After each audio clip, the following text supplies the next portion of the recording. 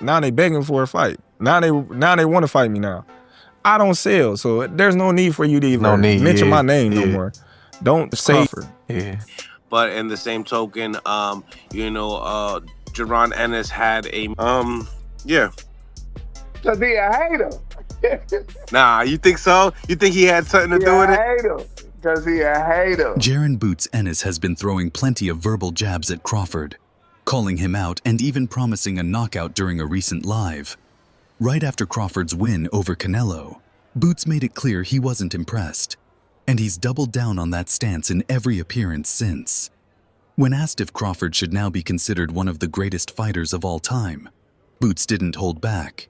In his words, he doesn't see Crawford in that light. When he talks about greatness, he thinks of legends: Roy Jones Jr., Floyd Mayweather, Pernell Whitaker, Sugar Ray Leonard. Those are the fighters he studies, the names he puts at the very top. And in his eyes, Crawford simply doesn't make the cut. That response has sparked a wave of backlash, with multiple pros labeling him a hater.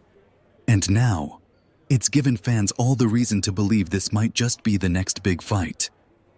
Let's catch you up. But don't lie or kept to the net and make it seem like I had the opportunity to fight you and I didn't. I never did. You know what I'm saying? And then that one time that I did, we said they called and we said we never heard nothing else back about it. So right. I mean, I respect it though. I mean, get your money. You know what I'm saying? Do your thing. But don't be capping on the net. Even when Crawford pulled off one of the biggest wins of his entire career against Canelo, Boots didn't exactly rush to give him his flowers. His first reaction was brief. He called it a great win, nothing more. But then, in another clip that quickly made the rounds, he followed up by saying he actually fell asleep during the fight. On that, though, I wanted to fall asleep. I'm like, I can't stay up no longer. I just wanted to fall asleep. To many fans, it came off as flat-out dismissive. But that's exactly how Ennis wants it. He's not trying to look like he's chasing Crawford with praise. He wants to be seen as the hungry contender who isn't blinded by the hype, the one who sees through the aura built around Crawford's name. And more than anything, he wants people to know he truly believes Crawford is not untouchable. Fight me. Virgil Ortiz had an opportunity to fight me, you know, but now everybody, I fight Terence, or I'm this, I'm that. I'm like, okay, cool. When y'all had y'all opportunity, you know, y'all went elsewhere. But now that y'all see I'm the ticket, now y'all like, oh yeah. The interesting twist is that Crawford himself has completely shut the door on fighting Ennis. Right after his victory over Canelo, when asked about a possible showdown with Boots at 154, Crawford said no, he wasn't moving down, and he wouldn't fight Ennis. That response only poured gasoline on the fire. Now Boots can point at Crawford and say he's ducking the young lion. Sure, Crawford sits at 42-0, but Boots is also undefeated and creeping up on a record that mirrors his. And when the veteran openly says he won't face the next generation, it gives Ennis the perfect ammo to throw right back in his face. Makes a whole lot of sense in a fight that stylistically would be, oh my goodness, is a fight between Terence Crawford and Jaron "Boots" Ennis. I think that's going backwards for Terence. To that point, Jaron doesn't have the kind of accolades. He doesn't sell to the mass and all these. So this fight was perfect timing for both these guys. Right in the middle of all this back and forth, Eddie Hearn jumped into the mix, adding even more fuel by calling Ennis the new Crawford and saying he wants to match them up to prove it. Hearn even admitted it would take a massive payday to get Crawford to agree, because deep down, everyone knows it's a dangerous fight. And that's exactly the point Boots has been hammering home in his own way. If Crawford truly believes he's the best, then facing Ennis shouldn't scare him. They didn't see him go to another level yet. He just went to a little bit. He got so much more in his bag, man. Can you explain what you mean by another level? Another level, when somebody gonna give him a real hard fight. Yeah. He made that fight look easy. He definitely did. You know what I mean? And that's what I'm talking about. You want to see him into a real tough fight, then you're gonna see something else come out of him. Okay, since you're speaking on tough fights, I did an interview with Eddie Hearn yesterday. But Hearn's comments tap into what a lot of people are already thinking. Crawford's biggest win came against an older Canelo, a version clearly past his prime, and to some, That fight felt more like smart matchmaking than a true test. According to Eddie, Boots is a whole different story. He's young, fresh, explosive, and fast. He's not flat-footed, and he's nowhere near slowing down. Crawford wouldn't be able to dance around the ring for 12 rounds and sneak by on close cards this time. Boots, Hearn says, would cut off the ring, hunt him down, and stop him. And truthfully, Hearn believes every word of it. Who do you like watching now? Terence Crawford, one of my favorites to watch now. I love Terence Crawford, and I like to watch NUA too. NUA can fight. And you know who else I like to watch though? I like to watch Boots.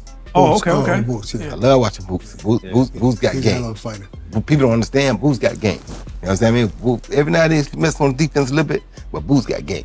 Boots versus Terence Crawford. Now, Boots hasn't proven himself enough to tell me for me to say that he gonna beat Terence Crawford, because Terence Crawford still. Crawford's coach, Bernie Davis, has fired back at Jaron "Boots" Ennis, saying the young fighter still has training wheels on. Davis pointed out that despite having over 30 fights, Ennis hasn't faced anyone truly elite and continues to build his record on softer opposition. He argued that Boots needs to prove himself against real names before calling out a legend like Crawford. But that comment quickly sparked debate, because when you look back at Crawford's own career at 28, it mirrors the same criticism.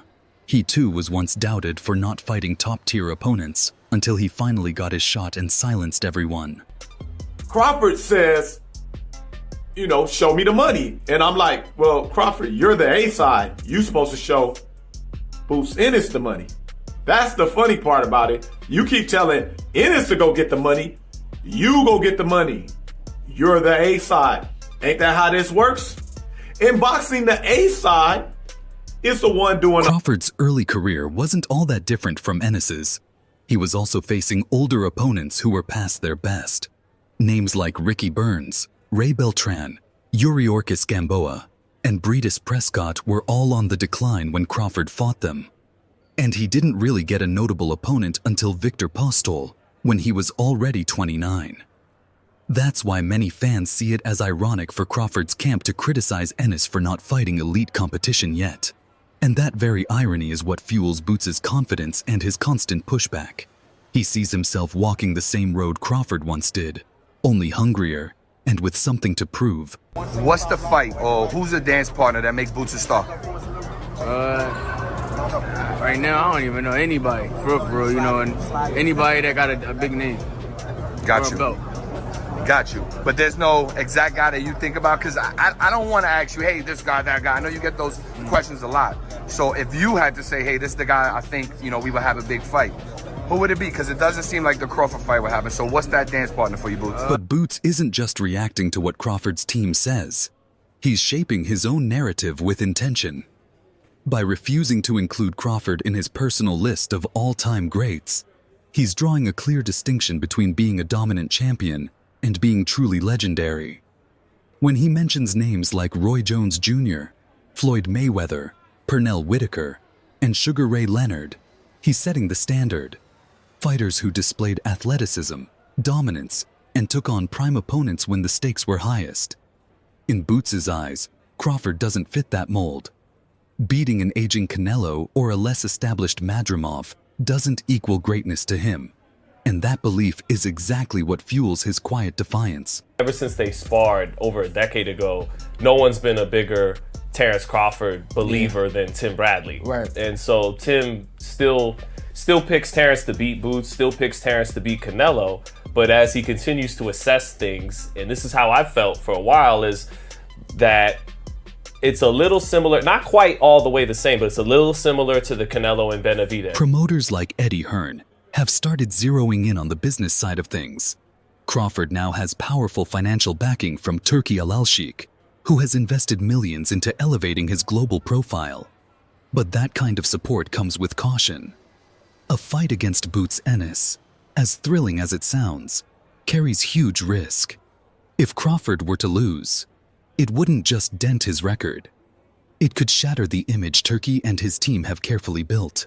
That's why Hearn openly questions whether Turki would even greenlight such a dangerous matchup. Terence Crawford against Jaron Ennis, for me, is the best fight in American boxing.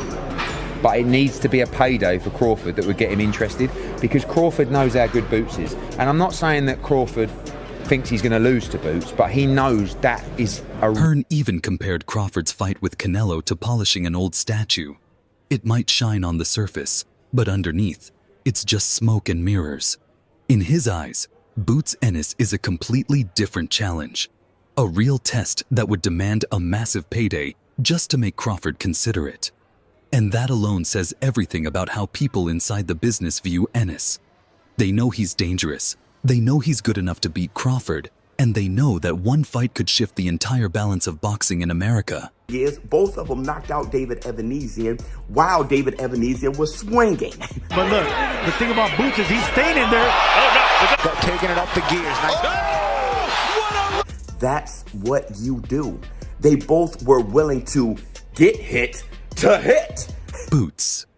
Ennis has made it clear that he wants to be the next big name in boxing, and Crawford is the mountain he wants to climb. Even though Crawford keeps shutting the door on that fight, Boots refuses to let it fade away. He keeps the pressure on, saying he'd knock Crawford out and reminding everyone that he's not impressed by the so-called pound-for-pound king.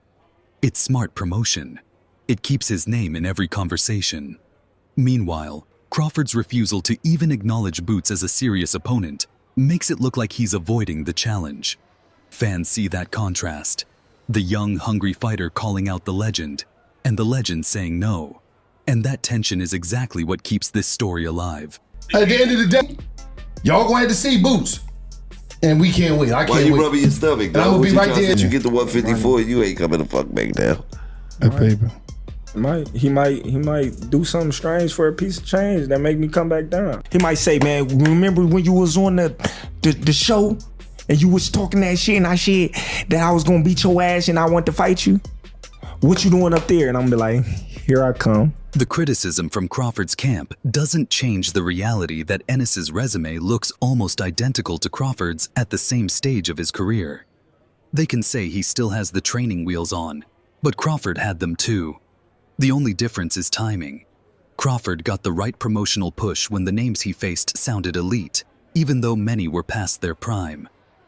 Boots hasn't had that same platform yet, but the raw talent is there. That's why Eddie Hearn keeps calling him the new Crawford. He sees the same rise in motion, only this time, the younger fighter might have even more natural athleticism, and a chance to go beyond what Crawford ever did. So people don't understand. He can box and he's smart. Yes. He don't waste no punches, man. So he won't waste that energy. And he's really smart, man, when it comes to that boxing game. But it was me and I'm training him. Yeah. I would have him frustrating Canelo.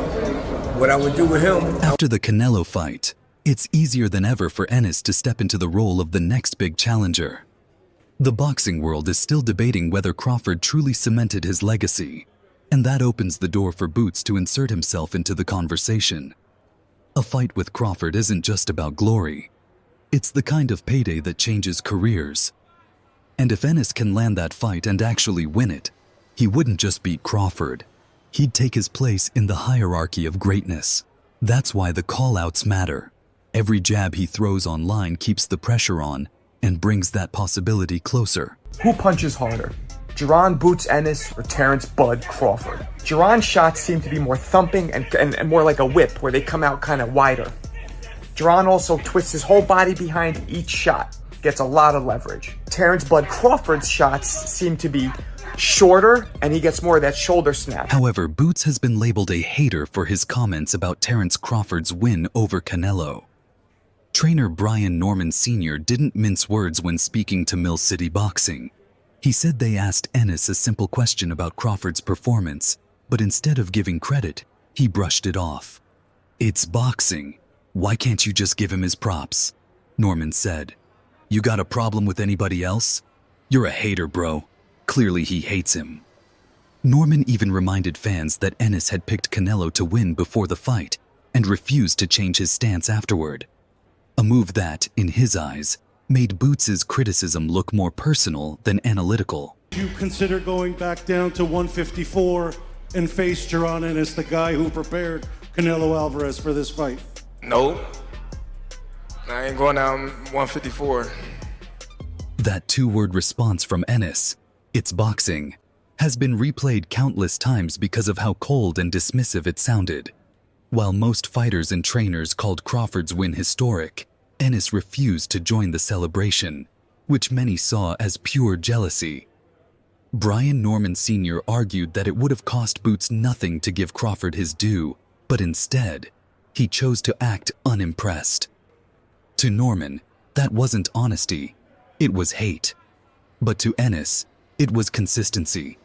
If he didn't think the fight was that impressive, he wasn't going to fake admiration just to please the crowd. What we know? I know everything. I don't know nothing. I'm trying to find out what I know. Enlighten me. What you mean enlighten me? You for Devanese and you for me. You jumped up out of my sanction body to go fight in the IBF. So what I know? What you mean? What you mean? What I mean? Would you rank that in the WBA or not? Yo, it don't even matter. Yo, all right, catch up, little homie. Catch up, then. If it don't matter, catch up. Yo, he picked that. Crawford fought smart, boxing off the back foot, circling, and picking his shots while Canelo gradually slowed down in the later rounds. He never stood toe-to-toe or went for the knockout. He controlled the pace and won on points. But that style doesn't impress Jaron Ennis. To him, it looked like a Shakur Stevenson fight. Safe, technical, and low risk. No fireworks, no big exchanges, just control.